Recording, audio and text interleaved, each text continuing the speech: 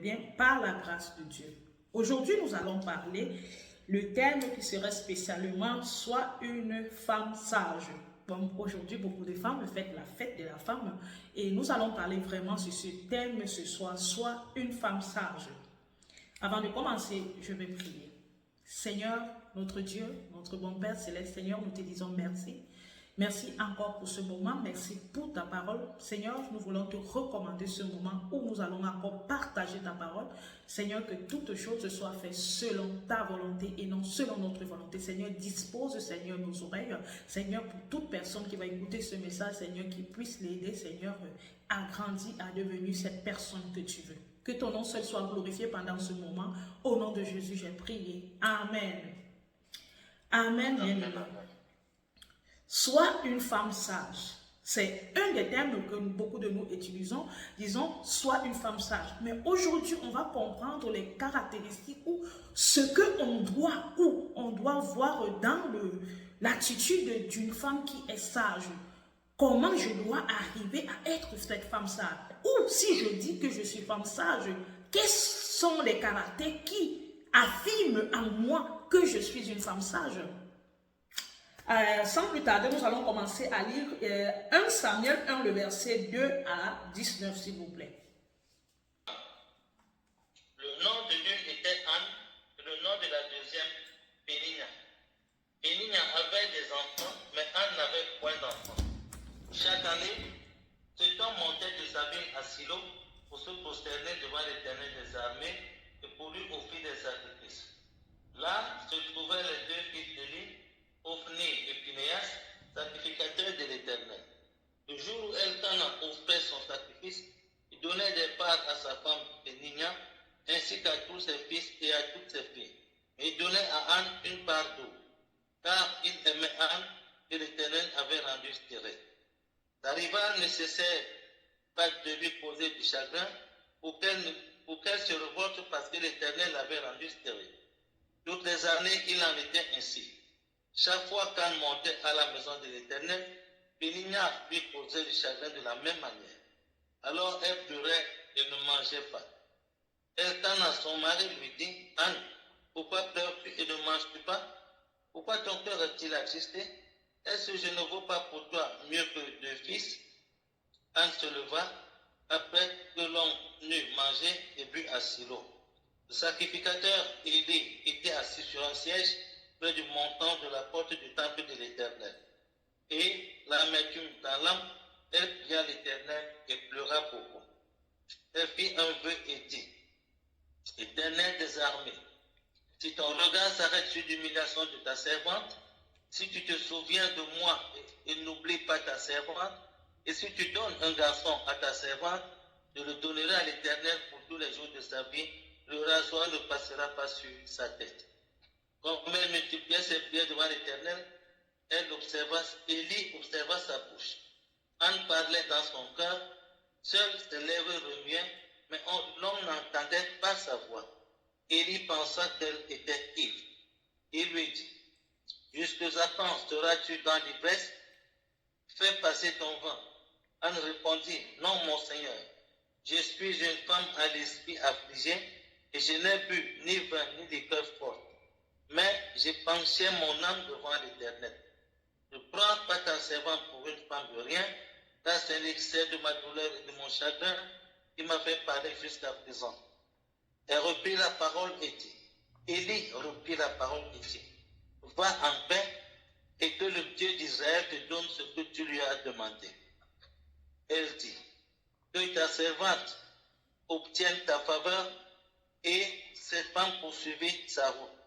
Elle mangea et son visage ne fut plus le même. Verset 19, ils se levaient de bon matin et, après s'être prosternés devant l'Éternel, retournèrent et revinrent dans leur maison à Rama. Amen. Alléluia. Gloire à Dieu. Ici, nous voyons l'exemple d'une femme sage. Et dans cette femme sage, nous avons deux femmes ici, hein? Une femme sage et une femme. On ne va pas se concentrer sur l'autre, mais on va beaucoup se concentrer sur Anne, l'attitude de Anne. L'attitude ou ce qu'on trouve dans les caractéristiques ou dans la personnalité d'une femme sage. Ici, nous connaissons Anne, nous tous qui étaient la maman de Samuel, qui avait ce problème-là. Déjà, au premier pas, on voit déjà qu'elle était aimée par son mari, malgré l'état de stérilité que Dieu avait permis. Elle était aimée plus que son mari. Mais regardez quelque chose qui se passe entre les deux femmes. L'autre avait toujours l'attitude de provoquer. Mais la Bible ne nous dit à aucun cas qu'elle répondait à celle-là. Alors nous commençons déjà par souligner que dans les premières caractéristiques que nous trouvons dans une femme sage, c'est de ne pas ou de savoir éviter de répondre à certaines provocations. Une femme sage ne répond pas à tout ce qu'elle entend. Une femme sage ne se met pas à se justifier ou bien à discuter avec une femme insensée. La femme sage sait ses limites. La femme sage connaît où commencer et où finir. Ici, nous avons vu qu'elle n'a pas répondu à sa épouse, si je peux le dire. Elle a gardé son silence. Mais qu'est-ce que la femme sage fait? Nous retenons aussi la deuxième chose, c'est qu'elle crie à Dieu. Alors qu'une femme sage est déjà une des femmes qui regarde plus à Dieu qu'à ce que l'on lui dit. Ça veut dire que quoi? Elle a plus de temps de parler avec Dieu et non de répondre à ce que l'on lui reproche. Ici, nous avons vu que la mère de Samuel, elle garde le silence. Deux, c'est une femme qui ne répond pas ou qui ne se justifie pas envers l'autre. Troisième point, qui parle quand il le faut. Regardez, elle pouvait parler à cette épouse, mais elle n'a pas pu parler. Elle a gardé son silence. Elle parle simplement quand son mari le lui dit, elle lui a parlé, ou quand Élie lui parlait. Vous voyez, elle se retrouve, elle disait, excusez-moi, elle se retrouve où elle était en train de parler. On a pensé qu'elle était ivre. Non, elle n'était pas ivre parce qu'elle soupirait en elle en parlant à son Dieu. Parce que la femme sage a pour appui l'Éternel des armées. Même si on te voit ivre, même si on te voit sourd, même si on te voit débraillé, tu n'es pas là pour dire que tu approuves ton instinct pour dire que je suis comme ça, non, tu ne te justifies pas. Tu parles à ton Dieu. Je veux que nous retenons dans l'histoire de la femme, de la mère de Samuel, les caractéristiques importantes d'une femme sage. Une femme sage doit savoir se taire. Une femme sage doit savoir parler à Dieu. Je suis obligée de reprendre ce que je disais parce qu'on n'avait pas compris. Une femme sage, premièrement, ne répond pas à tout ce qu'on lui dit ou toute provocation qu'elle répond. Déjà, elle ne doit même pas répondre parce que ce n'est pas nécessaire. Une femme sage parle plus à Dieu qu'aux hommes. Une femme sage garde son souper pour elle. Même si les gens te voient d'une apparence qu'ils veulent, mais toi, tu sais quand parler. La femme sage doit savoir regarder à Dieu. Et nous remarquons ici là qu'elle ne parle pas simplement à son Dieu, mais elle fait aussi des promesses à son Dieu. La sagesse aussi, c'est ça. C'est de savoir faire des promesses à son Dieu. Et garder ferme. Quand si nous lisons toute cette histoire, vous allez voir qu'elle a gardé ferme la promesse qu'elle a faite à Dieu de façon de rester cette femme dynamique. Nous continuons avec un autre exemple d'une autre femme sage, où nous allons encore regrouper un autre type d'attitude de femme sage. Dans le livre de Esther 4, le verset 13 à 16, s'il vous plaît. Au nom de Jésus. Mardochée fit répondre à Esther. Ne t'imagine pas, Majesté, que tu échapperas seule d'entre tous les Juifs. Car si tu continues à te taire en cette occasion, le soulagement et la libération des Juifs surgiront d'un autre côté, alors que toi et la maison de ton père vous périrez. D'ailleurs, qui sait, si ce n'est pas pour une occasion comme celle-ci que tu es parvenu à la royauté? Esther fit répondre à Mardochée. Va rassembler tous les Juifs qui se trouvent à Sud. Jeûner en mon intention, sans manger ni boire pendant 3 jours, 24 heures sur 24. Moi aussi, je jeûnerai de même avec mes jeunes servantes. Dans ces conditions, j'irai chez le roi malgré la loi. Si c'est pour ma perte, je périrai. Amen. Alléluia. Nous retrouvons une autre attitude de femme sage. Ici, nous avons Ruth. et que je vous invite vraiment à relire toute l'histoire de Ruth, vous allez comprendre la profondeur. Mais moi, j'aimerais simplement parler de cette partie parce que ça continue. Nous remarquons ici que la femme sage est bâtie de courage. Elle est bâtie de courage et de détermination. Nous tous, nous savons ce qui se passait dans ce pays. Et nous savons ce que les Juifs devaient vivre, la sentence que les Juifs avaient vis-à-vis de ce que Aman, je pense que c'est comme ça qu'on l'appelle, Aman, avait décrété contre ce peuple-là. Mais ici, nous retrouvons une femme, excusez-moi, je pense que Esther, excusez-moi, pas Ruth, excusez-moi, je me suis confondue, Esther. Cette femme qui était armée de courage, cette femme qui était armée de vertu, cette femme qui était armée d'intelligence. On remarque qu'une femme sage et courageuse, elle décide d'aller rencontrer le roi sans invitation.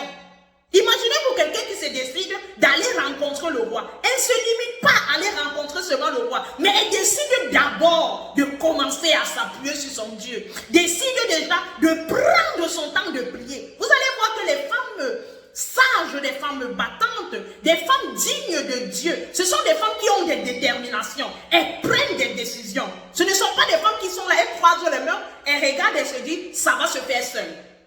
Il y avait un problème, il y avait des hommes dans ce royaume, il y avait des personnes qui pouvaient faire, mais elle a dit, je prends mon courage. Elle a même dit les autres que ses servants vont rester gênés.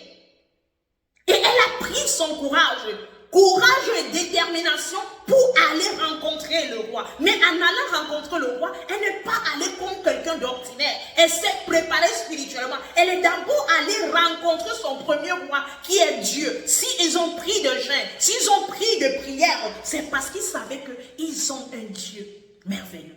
Qu'est-ce que je vais te dire par l'histoire d'Esther? La femme sage est une femme qui est constructive, qui ne dépend pas des autres, dans le sens qui se dit, ce n'est pas, je ne peux pas changer le monde. Si les choses ne changent pas, moi-même je ne peux pas changer. La femme sage est une femme qui a le courage d'affronter.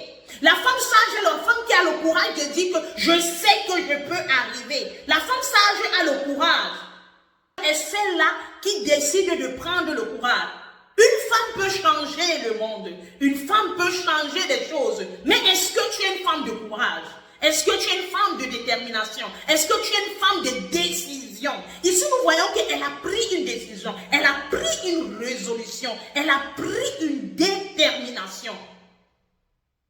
Qu'est-ce qu'elle a dit à son père adoptif? Je pense qu'il était son père adoptif quand nous lisons bien l'affaire. Elle lui a dit, elles se sont départagées. Elle lui a dit ce qu'elle devait faire. Elle lui a dit, et moi j'irai, moi j'irai. Imaginez-vous quelqu'un qui dit, moi j'irai rencontrer le roi. Le roi, pour aller voir un roi, il faut prendre un rendez-vous. Pour aller voir le roi, il faut demander d'abord un avis si tu peux aller. Mais elle savait qu'elle pourrait aller. Elle comptait sur son Dieu. Elle gêne et elle fait gêner des personnes autour d'elle pour gêner, pour arriver à trouver une solution. Et quand nous lisons cette histoire jusqu'à la fin, quand nous parcourons toute la lecture de ceci, vous allez voir que avec le courage d'Esther, elle a arrivé à annuler l'ordonnance de tuer. Si nous lisons, essayons de lire un peu le Esther 9, 10, s'il vous plaît. 10. Oui, voilà, merci. Les 10 fils de Aman, fils de Amedaka, adversaires des Juifs, purent tuer. Toutefois, on ne se livra pas au pillage. Amen. Alléluia. Vous allez remarquer ici que dans cette partie, jusqu'à la fin, si vous allez continuer à lire, vous allez voir que le courage et tout ce que Esther a fait, ça fait en sorte que les Juifs, l'ordonnance avait été annulée. Ça veut dire que l'ordonnance qui était appelée que les Juifs soient tués, on avait donné que les Juifs doivent être l'autorisation de tuer. Et le roi a donné une autorisation plus tard que les Juifs peuvent tuer leurs ennemis. Et à la fin de ceci, vous allez voir qu'il y a eu une fête de délivrance miraculeuse du plan d'Aman. Je pense que c'est comme ça qu'on prononce ce nom, de Daman. Il y a eu une délivrance miraculeuse. Et cette délivrance miraculeuse est passée au travers d'une personne qui a eu une détermination, une personne qui sait s'appuyer sur Dieu, une personne qui a regardé à Dieu, une personne qui a dit que je sais qu'avec Dieu que je sers, j'y arriverai.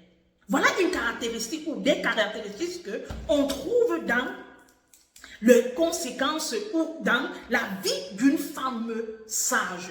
La sagesse d'une femme, ce n'est pas simplement dans son parler, mais c'est aussi dans ses actes. La sagesse d'une femme se retrouve aussi dans ses déterminations, dans ses visions, dans ses engagements vis-à-vis de son Dieu. Nous passons sur le troisième exemple où nous avons Ruth. Nous allons commencer à lire dans, Ruth 1, le verset 1 à 5, s'il vous plaît. Au temps du gouvernement des juges, il y eut une famine dans le pays. Un homme de Bethléem de Juda partit avec sa femme et ses 2 fils pour séjourner dans la campagne de Moab. Le nom de cet homme était Elimelech et le nom de sa femme Noémie et le nom de ses 2 fils Mahlon et Kilion. Ils étaient Éphratiens de Bethléem de Juda. Ils arrivèrent dans la campagne de Moab et ils y vécurent. Puis Elimelech, mari de Noémie, mourut et resta avec ses 2 fils. Ils épousèrent des femmes moabites. Le nom de la première était Orpa et le nom de la seconde Ruth. Ils habitèrent là environ 10 ans. Mahlon et Kilion moururent aussi tous les 2 et la femme resta privée de ses 2 enfants et de son mari. Amen. Alléluia. Ici, nous commençons au premier point sur Ruth. Nous remarquons quelque chose, les conséquences du manque de foi que nous pouvons retrouver dans tout ce qui s'est dit dans cette première partie. La conséquence du manque de foi. La deuxième chose que nous allons lire ici, c'est Ruth 1, le verset 6 à 22, s'il vous plaît. Ici, nous allons voir la naissance et le choix de la foi. Papa David, excuse-moi. Toujours dans Ruth 1, le verset 6 à 22. D'accord, je lis au nom de Jésus. Alors elle se leva, elle et ses belles-filles, et s'en revint de la campagne de Moab, car elle avait appris dans la campagne de Moab que l'Éternel était intervenu en faveur de son peuple en lui donnant du pain. Elle sortit du lieu où elle vivait, ses 2 belles-filles avec elle, et elles se mirent en route pour retourner au pays de Juda. Noémie dit alors à ses 2 belles-filles, allez, retournez chacune à la maison de sa mère, et l'Éternel use de bienveillance avec vous, comme vous l'avez fait envers ceux qui sont morts et envers moi. Et l'Éternel vous donne à chacune de trouver du repos dans la maison d'un mari. Elle les embrassa, elles se mirent à sangloter. Et elles lui dirent, non, nous irons avec toi, avec ton peuple. Noémie dit, retournez mes filles. Pourquoi viendrez-vous avec moi? Ai-je encore dans mon sein des fils qui puissent devenir vos maris? Retournez mes filles, allez, car je suis trop vieille pour appartenir à un homme, et quand je dirai, il y a de l'espoir pour moi, quand cette nuit j'appartiendrai à un homme et que je mette des fils au monde, attendriez-vous pour cela qu'ils aient grandi? Refuseriez-vous pour cela d'appartenir à un homme? Non, mes filles, car mon sort est plus amer que le vôtre, et la main de l'Éternel s'est abattue sur moi. Elles sanglotèrent encore. Orpa embrassa sa belle-mère, mais Ruth s'attacha à elle. Noémie dit alors, voici que ta belle-sœur est retournée à son peuple et à ses dieux. Retourne à la suite de ta belle-sœur. Ruth dit, ne me pousse pas à te quitter, à me détourner de tes pas. Où tu iras, j'irai. Où tu demeureras, je demeurerai. Ton peuple est mon peuple et ton Dieu est mon Dieu. Où tu mourras, je mourrai et j'y serai enseveli. Que l'Éternel me fasse ceci et qu'il ajoute cela, si ce n'est pas la mort qui me sépare de toi. Noémie, la voyant résolue à aller avec elle, cessa de lui parler. Elles marchèrent toutes jusqu'à leur entrée à Bethléem. Lorsqu'elles entrèrent à Bethléem, toute la ville fut étonnée à leur sujet et les femmes disaient, est-ce là Noémie? Elle leur dit, ne m'appelez pas Noémie, appelez-moi Mara, car le Tout-Puissant m'a rendu la vie bien amère. Comblé, j'étais parti, puis l'Éternel me ramène. Pourquoi m'appelez-vous Noémie? L'Éternel a témoigné contre moi, le Tout-Puissant m'a fait du mal. Ainsi revint Noémie, et avec elle sa belle-fille, Ruth la Moabite, qui revenait de la campagne de Moab. Elles arrivèrent à Bethléem au début de la moisson des orges. Amen. Alléluia. Alléluia. Merveilleuse cette lecture, merveilleux ce passage. Imaginez-vous, on a dit au verset 1 à 5 qui nous parlait les conséquences du manque de foi. Ici, là, nous avons déjà Ruth qui partait au départ. qui n'avait pas encore de foi. Mais quelque chose est arrivé scandaleux, il y a eu mort. Maintenant, il va falloir une nouvelle naissance. Ça veut dire, quand on parle de nouvelle espérance ici, un nouveau départ. Au verset 6 jusqu'au verset 22, nous voyons la nouvelle naissance de Ruth. Et la prochaine étape que Ruth fait, c'est le choix de la foi. Qu'est-ce que je veux là nous dire à partir d'ici? Le choix de la foi, c'est quoi? Une femme sage sait choisir où elle veut être. On ne choisit pas pour elle. La femme sage est une femme qui décide de naître. Elle décide où elle veut aller. Elle ne décide pas quand les autres veulent décider, mais elle décide. Ici, nous voyons la sagesse de Ruth, le choix de sa foi. Elle avait à retourner où aller, malgré que sa belle-mère, Naomi, lui décourageait. Naomi disait des choses, mais qu'est-ce que la Bible nous précise? J'aime beaucoup la parole qui est dans la version de papa David qui parle au verset 14. Elle dit s'attacher. Bien aimé, quand on parle d'attachement, l'attachement à Naomi, elle a décidé de s'attacher. Elle ne s'est pas limitée seulement à s'attacher à Naomi.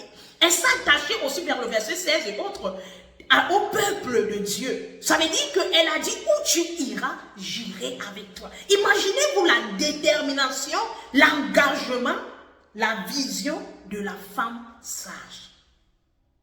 C'est ça une femme sage. Une femme sage est une femme objective.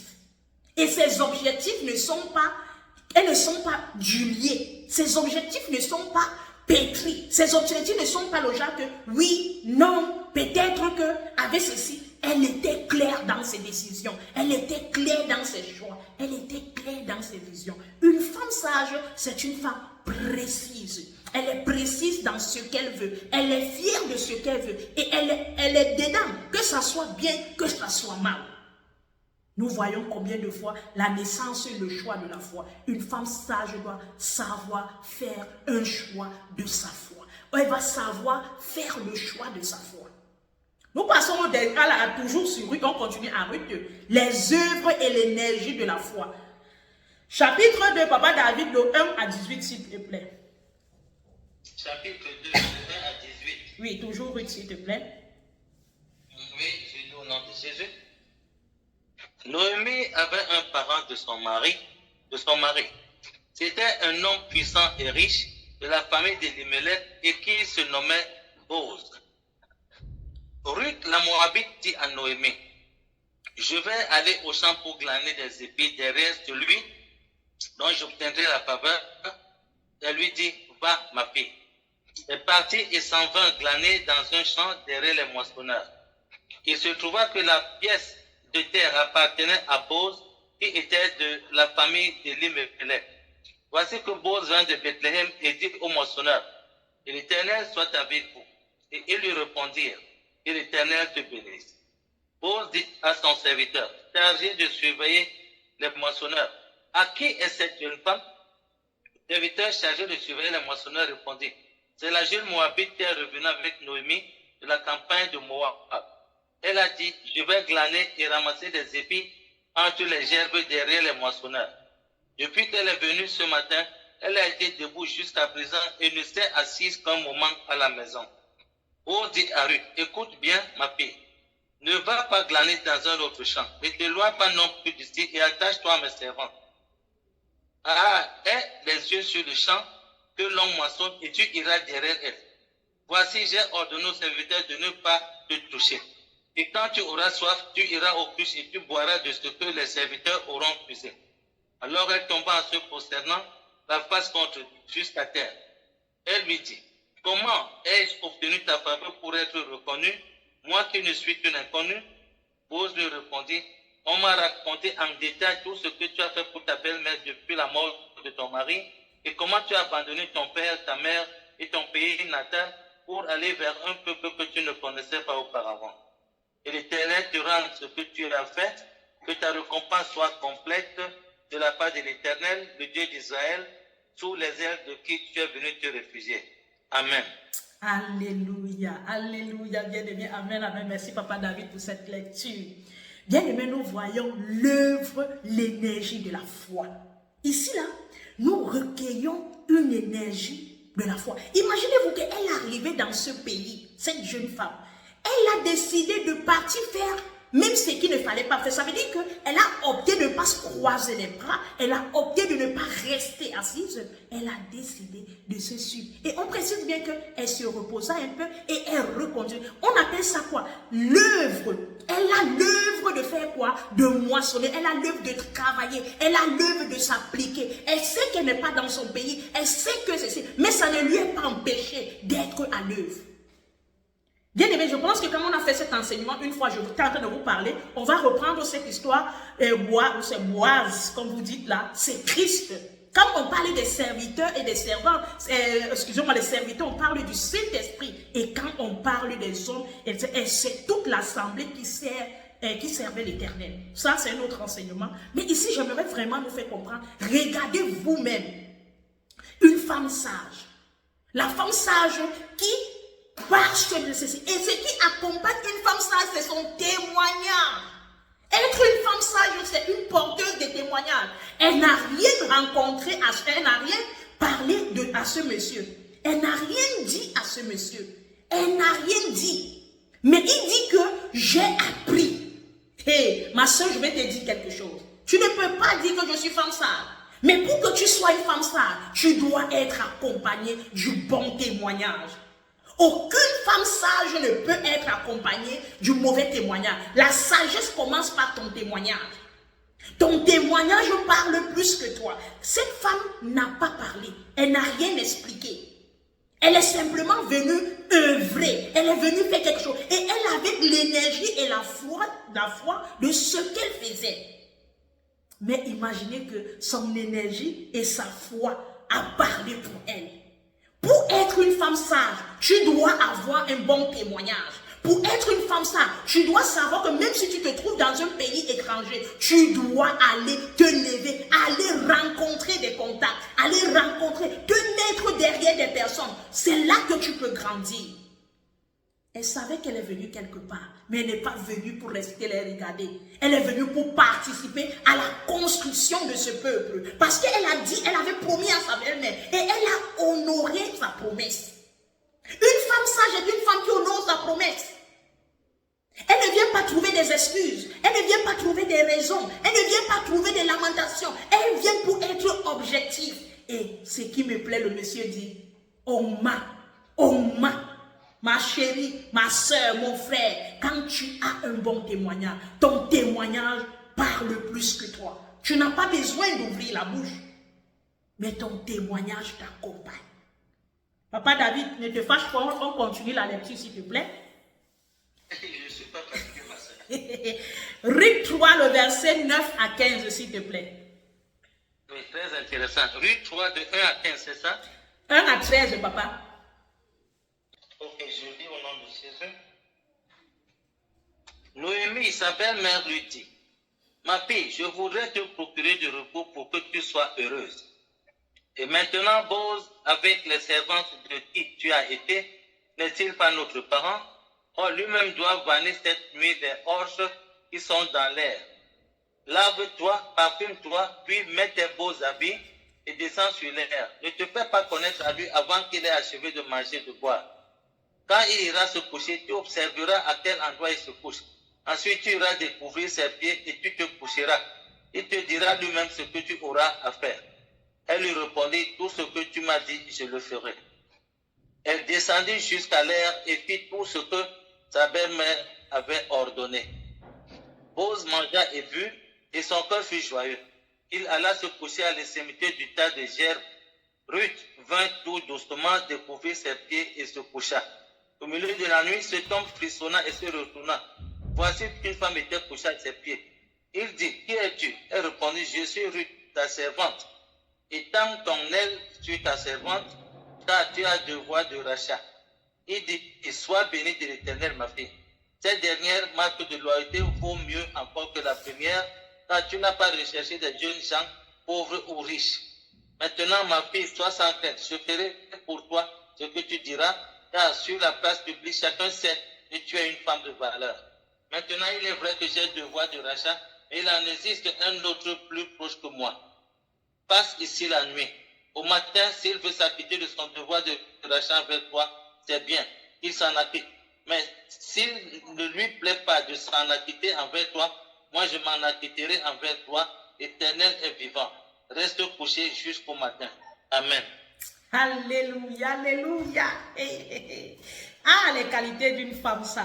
Ici, nous voyons Ruth, femme vertueuse. Nous voyons la vertu, le repos de la foi. Bien aimé, je vais vous dire le repos de la foi. Pourquoi? Parce que Ruth a pris de la peine, qui a suivi sa belle-mère. Et Ruth a décidé d'écouter. Et vous savez, bien aimé, le repos de la foi, c'est ça. Avoir foi en ce que la personne te dit. Avoir foi à ce que l'esprit te dit au travers de quelqu'un. Ici, sa belle-mère lui a dit quelque chose. Elle n'a pas commencé à faire des débats. Elle n'a pas commencé à discuter. Elle n'a pas commencé à dire, est-ce que tu sais que tu commences à débattre? Le repos de la foi. La vertu de Ruth. Nous regardons le degré de vertu que Ruth avait. Quand elle est arrivée devant ce monsieur, le monsieur lui dit, qu'est-ce qu'elle dit au monsieur? Et le monsieur, qu'est-ce qu'il répond? Elle n'a pas discuté. Elle n'est pas entrée dans des débats. Elle n'est pas entrée dans des discussions. Voilà ce qu'une femme sage doit faire. Elle doit avoir ce qu'on appelle le repos de la foi. Apprendre à écouter et à aimer les conseils que donne quelqu'un qui est près de toi. Il y a des personnes que Dieu met sur nos chemins qui nous donnent des conseils. On ne peut pas commencer à débattre avec ces personnes, mais on doit écouter le conseil parce que au travers de cette personne, Dieu est en train de te parler. Ici, au travers de cette belle-mère-là, elle a dit, lave-toi, parfume-toi, fais ceci. Vous avez compris que Ruth a dit que je ne ferai pas. Vous avez compris que Ruth a commencé à dire que, pourquoi tu peux me dire comme ça? Tu es en train de m'envoyer ou comme ça? Tu commences à discuter, à débattre. Non, elle y est allée. Papa David, on continue s'il te plaît. Oui. Ruth 4, 1 à 10. Ruth 4, 1 à 10. Oui. Les Boz était monté à la porte et s'y était assis. Or, voici que celui qui avait devoir de rachat et dont Boz avait parlé vint à passer. Boz lui dit, approche-toi, assieds-toi ici, toi un tel. Il s'approcha et s'assit. Boz prit alors 10 hommes parmi les anciens de la ville et dit, asseyez-vous ici, et ils s'assirent.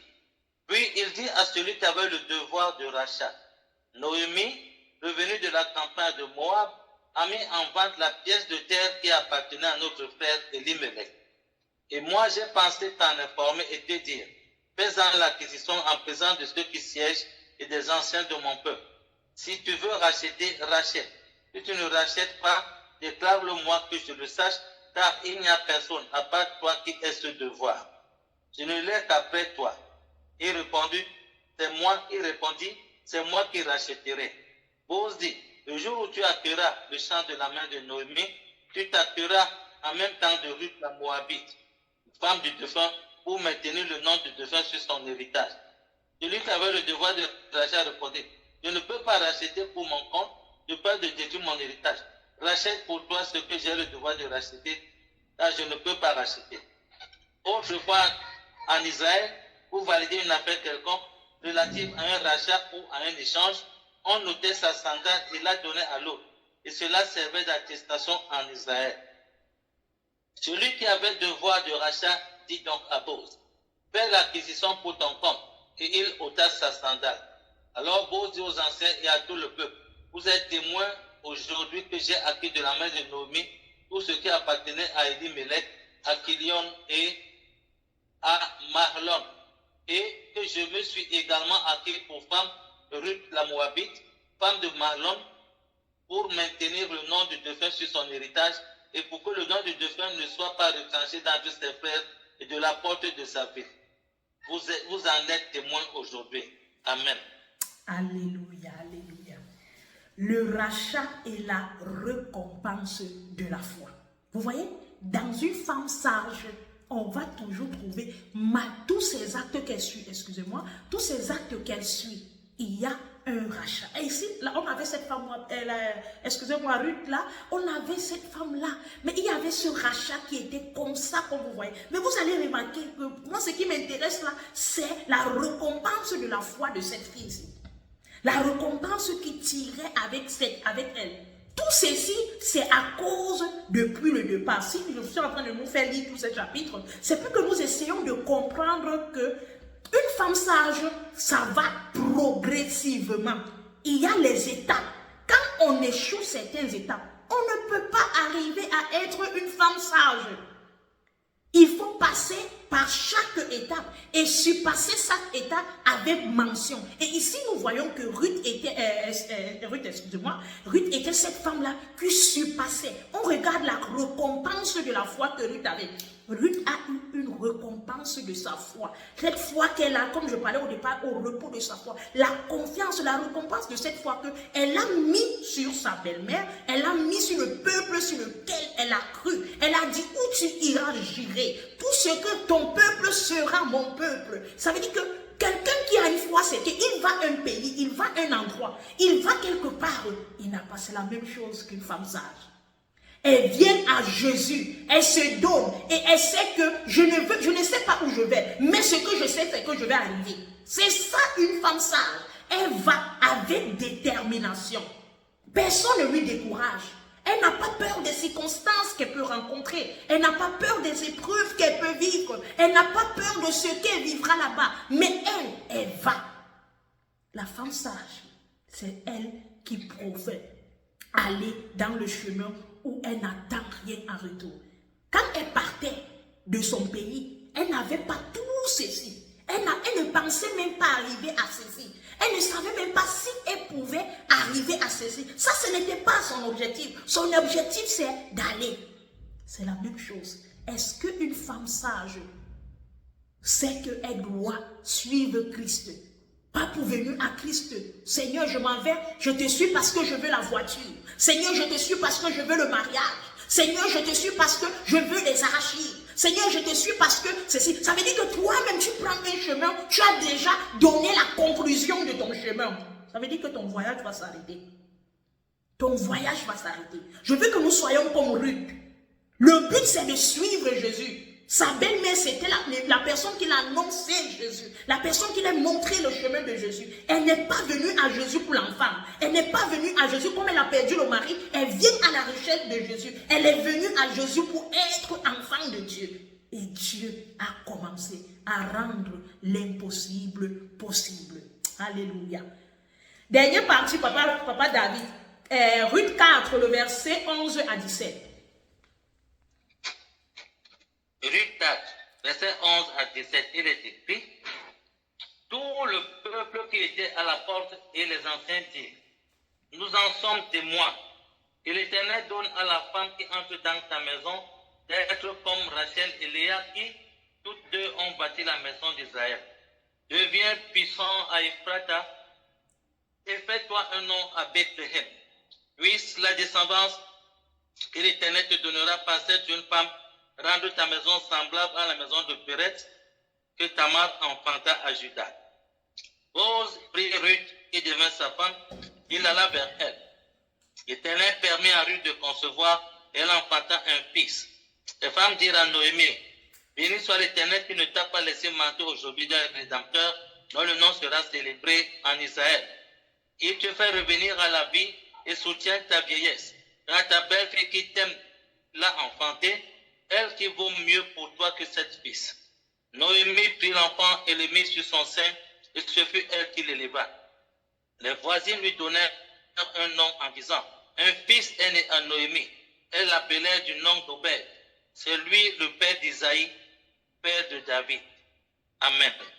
Alléluia. Les fruits de la foi. Mes frères, une femme sage doit avoir des fruits de la foi. Ici, nous voyons Ruth dans les fruits de la foi qu'elle a travaillé au départ.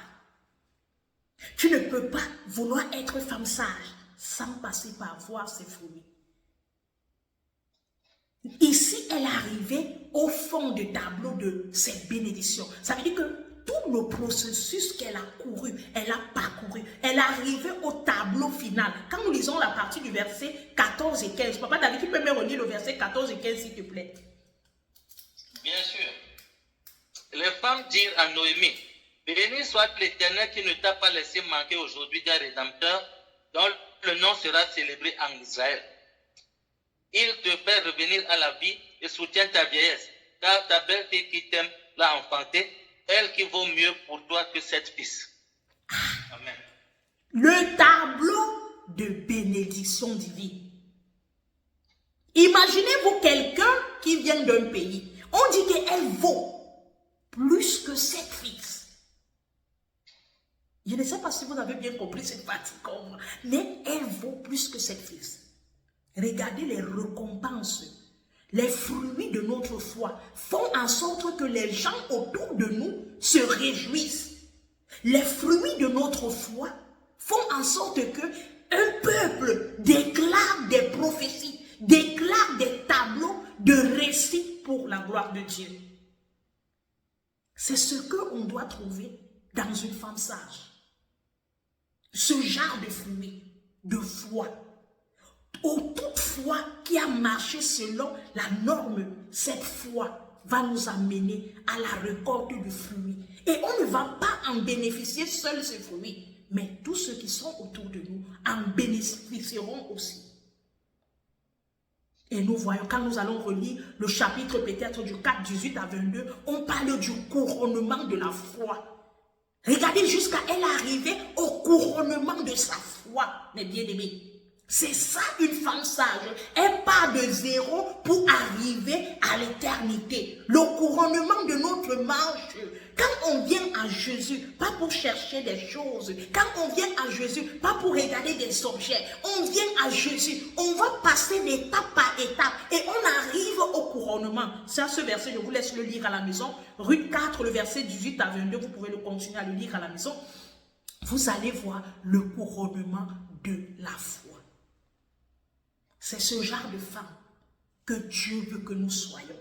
C'est ce genre de femme que Dieu appelle que nous soyons.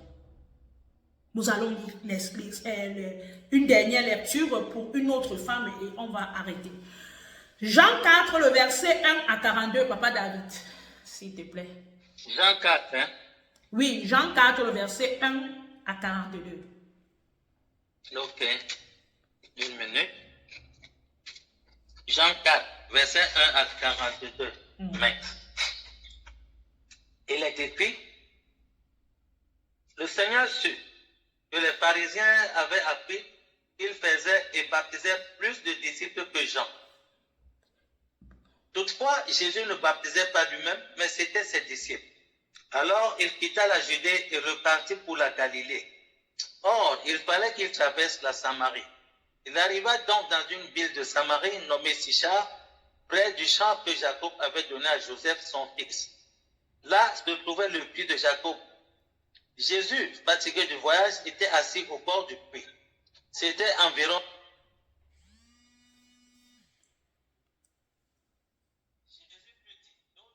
boire, car ses disciples étaient allés à la ville pour acheter des vivres. La femme samaritaine lui dit, « Comment, toi qui es juif, me demandes-tu à boire, à moi qui suis une samaritaine ?» Les juifs, en effet, n'ont pas de relation avec les samaritains. Jésus lui répondit, « Si tu connaissais le don de Dieu, et qui est celui qui te dit, donne-moi à boire, c'est toi qui l'aurais demandé à boire et il t'aurait donné de l'eau vive. » Seigneur, lui dit-elle, tu n'as rien pour puiser, et le puits est profond. D'où aurais-tu donc cette eau vive? Es-tu plus grand que notre père Jacob, qui nous a donné ce puits et qui en a bu lui-même, ainsi que ses fils et ses troupeaux?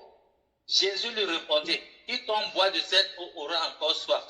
Mais celui qui boira de l'eau que je lui donnerai n'aura jamais soif, et l'eau que je lui donnerai deviendra en lui une source d'eau qui jaillira jusque dans la vie éternelle. La femme lui dit, Seigneur, donne-moi cette eau, afin que je n'ai plus soif et que je ne vienne plus puiser ici. Va, lui dit-il, appelle ton mari et reviens ici. La femme répondit, je n'ai pas de mari. Jésus lui dit, tu as bien fait de dire, je n'ai pas de mari. Car tu as eu 5 maris, et celui que tu as maintenant n'est pas ton mari. En cela tu as dit vrai. Seigneur, lui dit la femme, je vois que tu es prophète. Nos pères ont adoré sur cette montagne.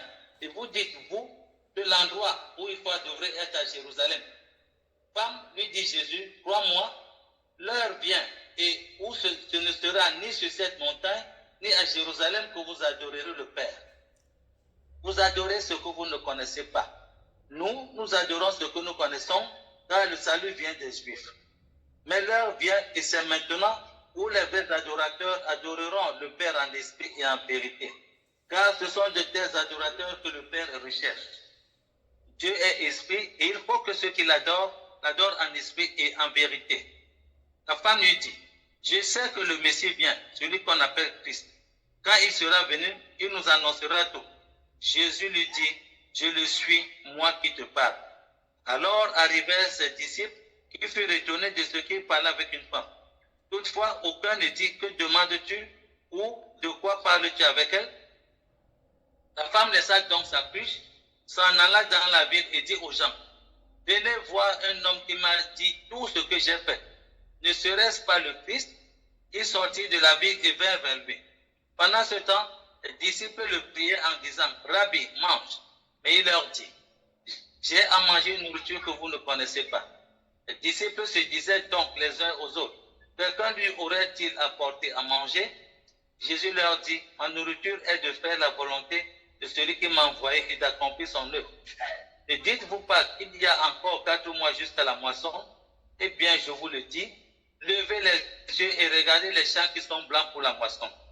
Déjà, le moissonneur reçoit un salaire et amasse du fruit pour la vie éternelle, afin que le semeur et le moissonneur se réjouissent ensemble. Car en ceci, ce qu'on dit est vrai, l'un sème, l'autre moissonne.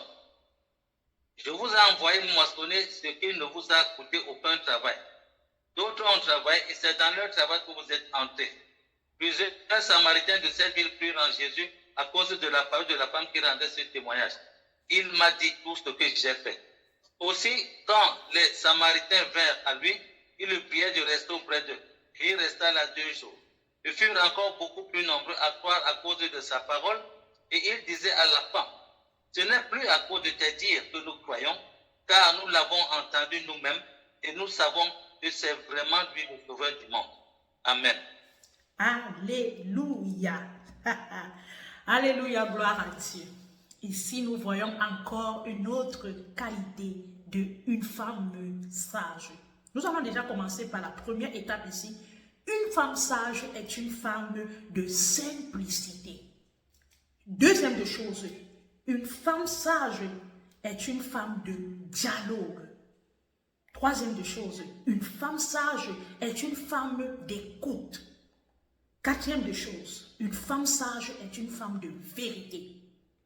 Et la cinquième de chose, une femme sage est un annonceur. Nous avons cette femme qui est la femme samaritaine que nous connaissons tous. La première des choses que cette femme est allée au puits, elle a rencontré quelqu'un. Elle n'était pas arrogante, elle n'était pas agressive, elle n'était pas impolie, elle n'était pas ceci. C'est ce que Dieu veut que nous soyons, ce genre de femme. Même si on rencontre quelqu'un qu'on ne connaît pas, même si on rencontre quelqu'un qu'on n'a jamais vu, on doit être gentil, on doit être simple, on doit être simple, la simplicité. La simplicité a amené le dialogue. Le dialogue a amené l'écoute. L'écoute a amené la question qui a amené la réponse. Quand tu rencontres quelqu'un, il faut apprendre à l'écouter. Ne le juge pas seulement par son apparence. Ne le juge pas directement. Mais change avec lui. Et dans ton échange, sois vrai. Dieu veut nous enseigner pour être une femme sage. Il faut vraiment être une personne simple. On ne doit pas être seulement simple avec des gens qu'on connaît. On doit être simple avec toute personne qu'on rencontre. Parce que beaucoup de nous, à cause de nos caractères, à cause de nos attitudes, on a parlé même aux anges sans s'en rendre compte. Mais à cause de nos réponses, ces anges-là se sont en allés. La femme sage est une femme remplie de simplicité. Elle est remplie de dialogue. Elle donne son temps. Ici, là, elle allait puiser l'eau. Mais elle a pris son temps pour écouter celui qui lui disait quelque chose. Elle a pris son temps de dialoguer avec cette personne. Elle n'a pas pris son temps à juger, à dire, en tout cas, moi je m'en fous de toi, ou bien ceci, cela. Non. Ou bien pour te dire, non, moi je ne parle pas avec des inconnus, ceci, cela. Non. Elle a pris son temps. Mais Jésus lui a posé une question qui était simple. Où est ton mari? Viens avec ton mari. Elle a dit la vérité, je n'en ai pas. C'est ce qu'on appelle une femme sage. Dans sa confrontation avec le Seigneur, elle a été vraie dans ce qu'elle disait. Et Jésus dit, tu as dit vrai. Elle ne s'est pas limitée dans sa vérité. Elle n'est pas partie dire au peuple que non, venez ce monsieur-là comme ça. Elle a dit ce que le monsieur a fait d'abord dans sa vie. Le témoignage. On a parlé dans l'histoire, ou les chapitres qu'on a lu en arrière, le témoignage. Ici, on retrouve encore le témoignage. Elle ne s'est pas limitée de témoigner, et allait annoncer aussi ce que Dieu est, ce que Dieu a fait pour elle.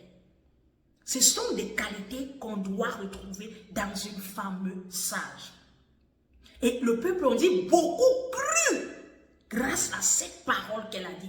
Imaginez-vous une femme arrogante, une femme agressive, une femme colérique, une femme bizarre. Quand elle rencontre le Seigneur, elle ne l'écoutait pas, elle ne parlait pas. Est-ce que vous pensez qu'elle devait arriver à aller annoncer ce qu'elle a compris?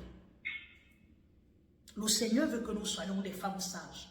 Mais il va falloir qu'on fait un peu le ménage de nous-mêmes. Le ménage de nos caractères. Le ménage de nos attitudes. Comment on se comporte avec des gens quotidiennement. Comment on affronte les autres. Comment on fait avec les autres. Est-ce qu'on les embrasse? Est-ce qu'on les rejette? Nous avons vu Ruth, c'est la même chose. Elle est quittée de notre pays, mais elle ne s'est pas mise de côté. Elle est restée toujours dans le camp avec les autres. Elle ne se mettait pas de côté pour dire que je suis ici. Nous, aujourd'hui, en tant que chrétiens, par moments, on fait la mauvaise chose et qu'on a des mauvais caractères. On veut parler seulement avec des chrétiens. Par moments, on veut seulement parler bien avec ceux qu'on connaît et les autres qu'on ne connaît pas. Ce ne sont pas des attitudes des femmes sages. Ce ne sont pas des attitudes des femmes de Dieu. Il faut que nous soyons femmes sages comme cette femme samaritaine qui a pris son temps à dialoguer, à écouter, à être simple. Et elle parlait sans relâche. Ça veut dire qu'elle disait ce qui venait en elle. Et elle exprimait avec cet inconnu qui ne lui connaissait pas. Elle disait ça à cet inconnu qu'elle ne connaissait pas.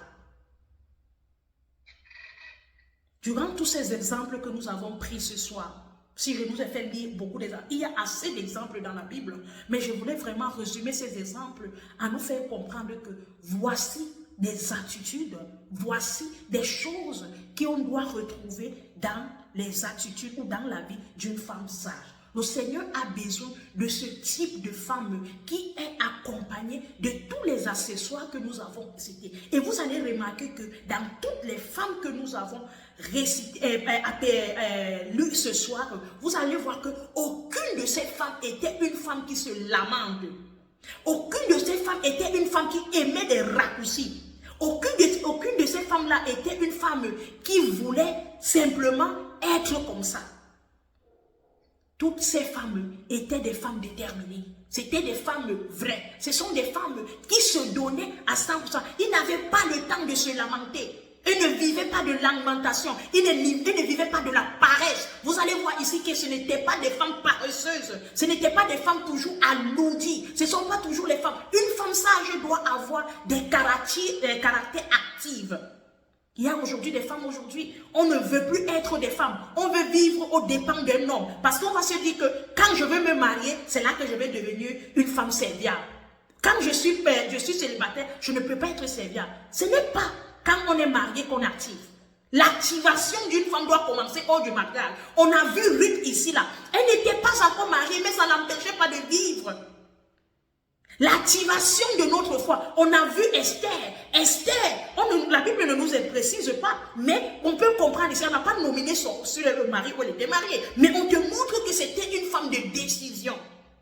Si tu es paresseuse hors le mariage, tu le serais hors aussi quand tu serais dans le mariage. Le mariage, je te parle du mariage entre toi et Christ. Je te parle du mariage entre toi et un homme ou une femme. Ça veut dire que si tu es déjà faible extérieurement et quand tu n'es pas encore, tu le seras toujours. Quand on entre en action, c'est tous les jours. On ne dépend pas ou on ne vit pas au dépend de quelqu'un, mais on vit au dépend de Dieu. alors on doit être des femmes remplies de sagesse et ne pas dire que je veux le faire quand j'y arriverai. Je n'ai pas compris, papa David. Tu dis? Non, non, j'ai compris que tu as parlé. Non, non, je n'ai pas parlé, ma fille. Alors, c'est ce que j'aimerais vraiment qu'on résume ce soir et retenir que Dieu a besoin des femmes sages, des femmes qui bâtissent, des femmes qui sont déterminées, des femmes qui sont simples, des femmes qui savent dialoguer, écouter, des femmes qui vivent et qui s'appuient sur lui. Pas des femmes qui pensent des raccourcis, des femmes qui se passent pour des objets, des femmes qui se passent à la facilité. Non, Dieu a besoin des femmes sages. Comme nous dit la parole de Dieu, la femme sage bâtit. On ne bâtit pas avec la bouche, on ne bâtit pas, on bâtit à la présence de Dieu. Et quand on parle de bâtissement, on parle de construire. On ne construit pas un poulailler, mais on construit une vie. Comme a fait Ruth, elle est quittée de zéro pour arriver à plus ce qu'elle était au couronnement. C'est ce genre que Dieu veut que nous soyons. Que le Seigneur vraiment bénisse sa parole. C'était un peu ce message que j'aimerais vraiment partager avec nous aujourd'hui, en ce jour de femme, de la journée de la femme, que la femme doit comprendre qu'elle est une personne sur qui Dieu a besoin de voir autre de ce qu'elle est sur regard. Parce que beaucoup de nous aujourd'hui, on est devenus tellement des femmes qui ne sont pas dignes. Même si nous sommes à la présence de Dieu, on continue à penser qu'on est digne. On ne l'est pas. On doit travailler à chercher à devenir des femmes sages. Que le Seigneur soit glorifié.